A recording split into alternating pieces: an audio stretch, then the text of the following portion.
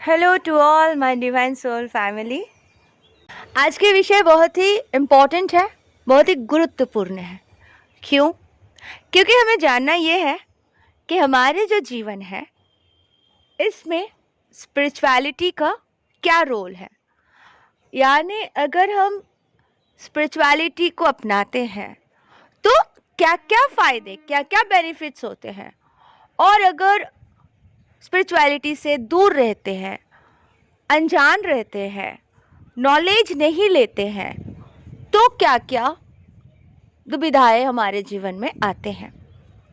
तो पहले हम जो फ़ायदे नहीं हैं वो थोड़ा डिस्कस कर लेते हैं।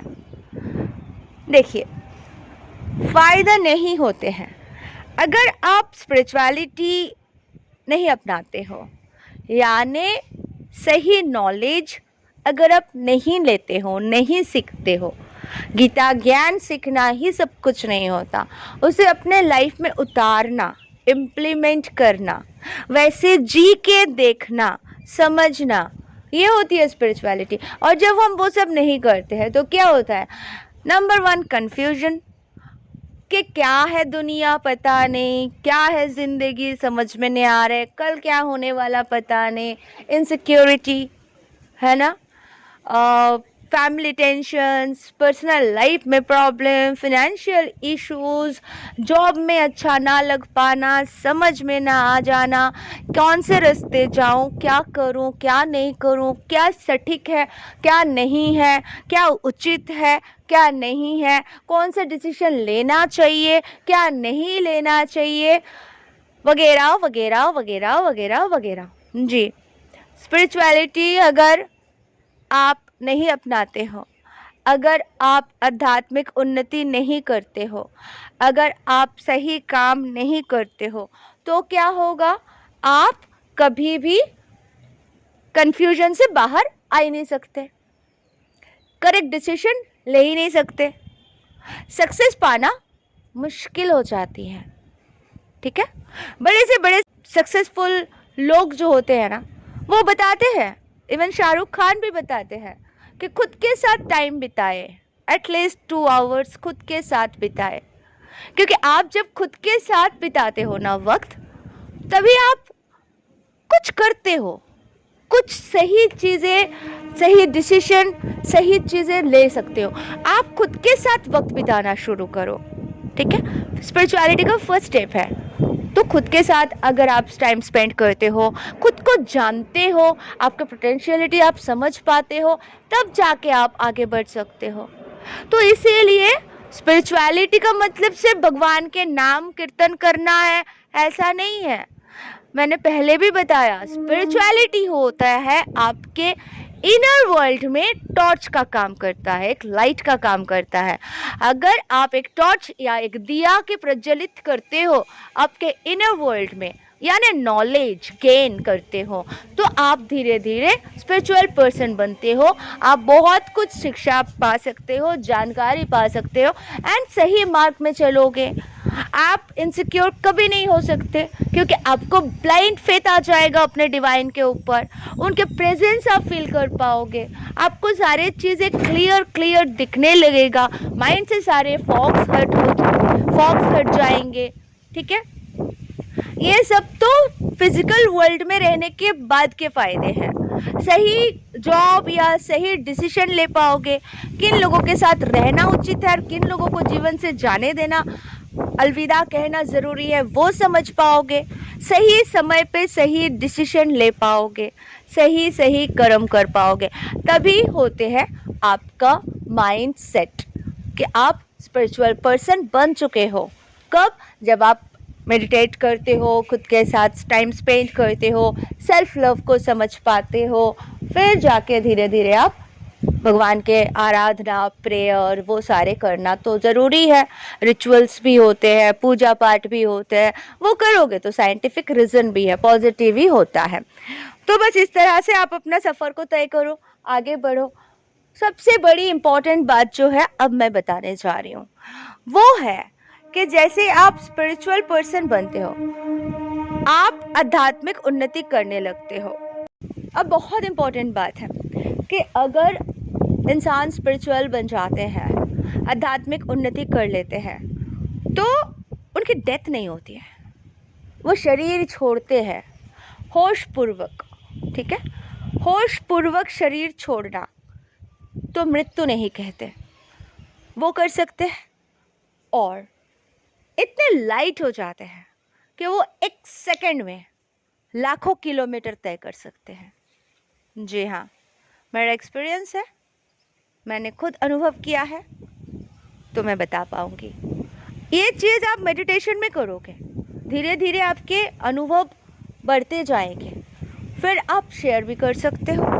तो जैसे आप आध्यात्मिक उन्नति होती है, आप लाइटर हो जाते हो, आपके जो सोल होते हैं ना, आपके जो सूक्ष्म शरीर होते हैं ना, वो लाइटर बन जाते, एकदम हल्का फुल्का, स्पीडी पावर अचीव कर लेते हो। और आप जैसे ही शरीर से बाहर जाते हो, आप जो एस्ट्रल ट्रैवल बोलते हैं हम लोग, वो करने लगते हो, तो एक सेकंड में आप कहीं से कहीं जा सकते हो।